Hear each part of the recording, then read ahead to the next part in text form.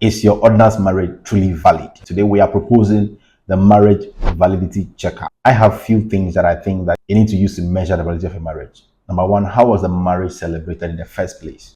There are some key things that must certainly take place for an ordinance marriage to be valid in law. If those things did not take place for your marriage, then the check result is that you have an invalid marriage.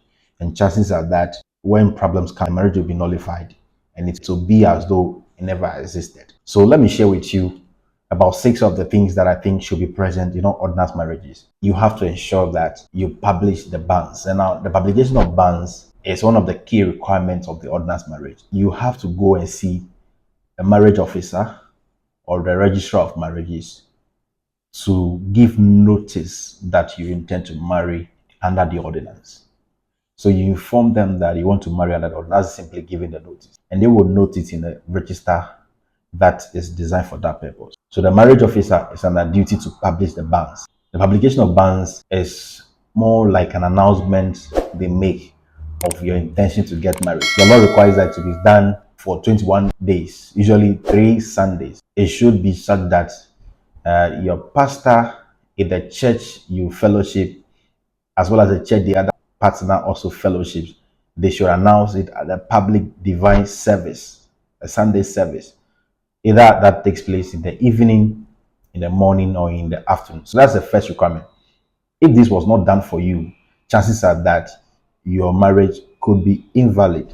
The next thing you need to note has to do with the second element that is required to make your ordinance marriage truly valid. That is about the certificate to celebrate the marriage. Now, after the publication of bans, the registrar of marriages or the marriage officer has to give you a certificate that you should go and celebrate the marriage. This certificate is often given to you to celebrate the marriage within 3 months after the publication of bans. The next one you need to note is that the marriage must be celebrated by a licensed or recognized minister of religion. Now, this is very important.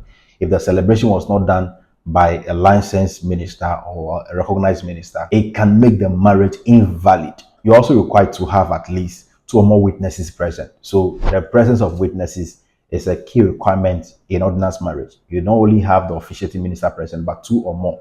Remember, it's 2 or more. Next one you need to note is the place of celebration of the marriage. You don't only go and celebrate the marriage anywhere. You have to celebrate the marriage at a place that is licensed for that purpose. Is a licensed place of worship or the office of the marriage officer or registrar of marriage. Last one, it must be clearly established that there is no lawful impediment to the 2 of you getting married.